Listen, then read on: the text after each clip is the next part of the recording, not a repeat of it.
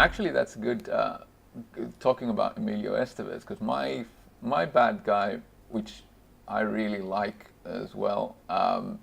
Everybody or most people like this film, but is in a movie which stars Emilio Estevez's dad, Martin Sheen. Okay. Apocalypse Now, with Walter Kurtz. Yeah. A complicated bad guy. Yes. Complex, not an especially funny bad guy. No, and that's one of the reasons why I chose him, because he really is. I mean, I read the book Heart of Darkness when I was in the uni. Yeah, we had to read it in uni, and I hadn't seen Apocalypse Now before that. And then I started watching Apocalypse Now without knowing about the connection. And then I was thinking, wait a minute. I mean, there's this Kurtz guy. He's in the jungle. They go to kill him. Like, hang on. But the thing about the things that differ from the novel and the movie is that in the novel the guy who goes after Kurtz starts feeling sympathy for him, and Kurtz gets sick, and he wants to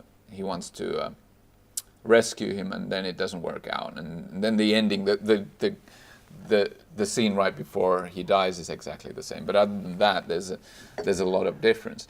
But the movie itself, because it was such a complicated movie in many ways. I mean, in terms of production, they were looking for incredibly complicated in terms of production. Yeah, the problems and everything. Yeah, there's like.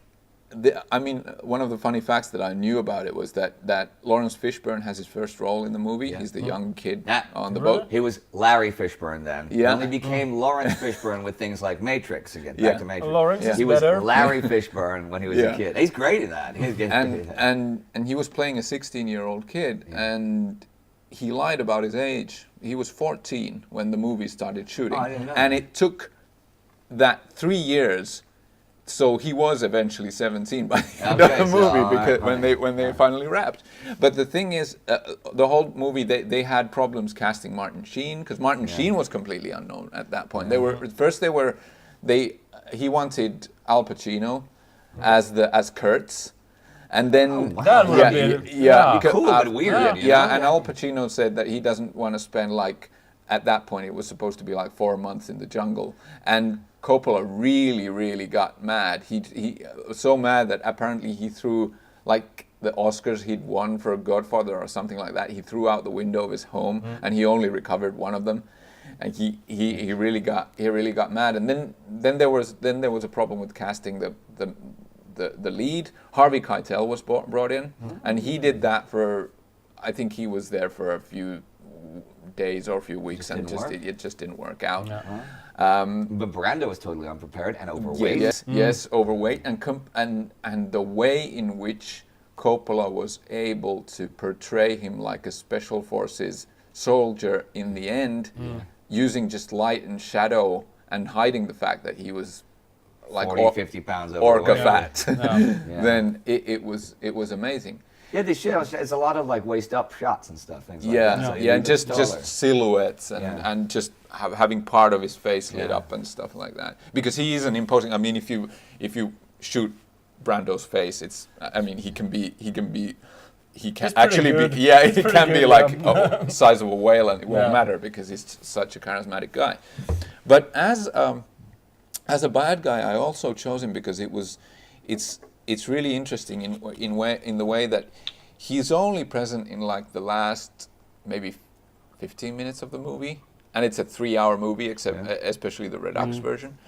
But he's a constant shadow throughout the whole film, from the very first moments when we get introduced to him and hear that clip about this. I saw a snail crawling along a razor blade, and you get echoes throughout the film, and then the crew of the boats slowly start descending. As they go up the river, they start descending into this Dante hell, basically. Everything gets more primitive, everything gets more sort of savage. The final people on the boat die of spears and so on. And you don't get that Charlie disappears basically throughout the film. Yeah. And in the end, it's just then it's man versus man. It's man versus himself. But Kurtz is, I think it's such an important bad guy just in terms of how little screen time he gets. It's funny because as soon as you say, and I'm like, well, he didn't have much screen time, and that reminded me straight off of who wasn't a bad guy, who was a man versus himself and man versus man thing in Glenn Ross, Alec Baldwin. He was nominated for an Oscar for it, and he was only in one scene, in a whole movie, and nominated for Best Supporting Actor. It's Oscar. a really good cool, scene. you know? Yeah.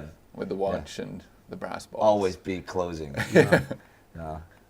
That's a very good man versus himself movie, Glenn Ross, because the bad guy is everybody. Yeah. Everybody's their own bad guy. Yeah, there isn't really a sympathetic character in a way in the whole movie. Levine, the selling machine. Yeah. Yeah, but I like a movie like that when all the characters, because it is man versus himself, you are the good guy and the bad guy at the same time. You could be a good guy, but in that movie, they choose not to be good guys. Yeah, but I think Kurtz is the perfect bad guy, really. The more I think about it, because he's so unbelievably complex in the way that he explains why he is what he is. Yeah. And it all makes sense in a way. Like the things that he saw in the war. And it's basically like the scene in The Dark Knight when the Batman says that I have now seen what I have to become to fight people like this or something like that. Yeah. So he has seen what he has to become to really... And it's not pretty. No, it's not. That's the heart of darkness really there. Yeah, sure. It's bone-chilling stuff.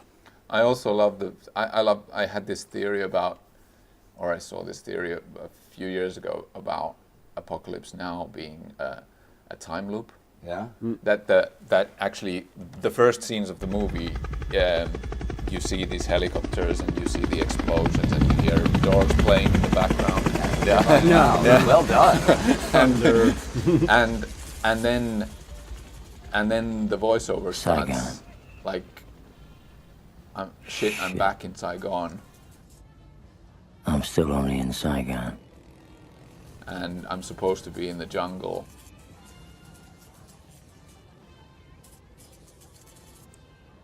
Every time I think I'm gonna wake up back in the jungle. And if you look at those first lines and you look at the end of the film, it's basically him going over and over and over again in this time loop in Vietnam. And he says that he's, I was home for a few days and then I had to get back to the jungle because I basically left myself there, and my wife couldn't take it, so she divorced me. And it's a really, it's considering the fact that it almost drove a production company under, it almost drove its director insane, and he was yet still able to piece together out of these and with the problems with Brando ad-libbed a lot of his lines. And basically did the thing that he does, which must have been really, really infuriating, especially at that point during the shoot, in which he just appears on set and then he works for like 2 minutes and says, I can't ad-lib any more today. Let's continue tomorrow. And there's like 100 people in the jungle and everybody's sick and everybody's exhausted and dehydrated. And then this one guy just decides, well, fuck it. I'm gonna go back to my tent. I got booze. That's. I think that's it. I think that there's a lot of stuff that Coppola's done that I love The Godfather, but I don't think it's the best movie of all time. No. I think it's a really, really good movie. But Loverboy with Patrick Dempsey is the best movie of all time. Touche. We'll have to do well another played, episode man. Well played. I can explain why in another episode. We can have our best movies of all time, and you've already got mine there. Loverboy with Patrick Dempsey and the movie Shag, which was called something different in Europe because Shag is a dance in America. Those, and they came out the same year.